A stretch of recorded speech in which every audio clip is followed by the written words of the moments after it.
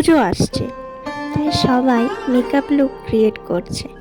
কেউ করছে অষ্টমীর লুক, কেউ বা করছে দশমীর লুক, কিন্তু আমি করবো আজ সপ্তমীর মেকআপ লুক।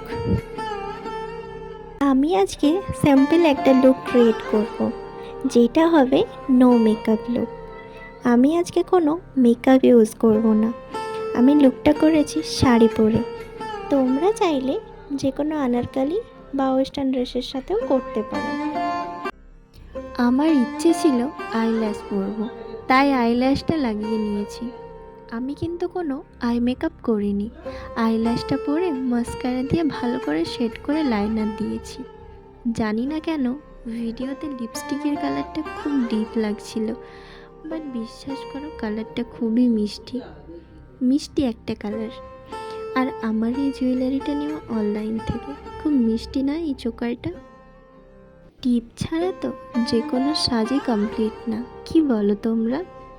ওয়াচটাও আমার অনলাইন থেকেই নেওয়া। আর আমার লুকটা কমপ্লিট। তোমরা জানিও কেমন হয়েছে আমার লুকটা।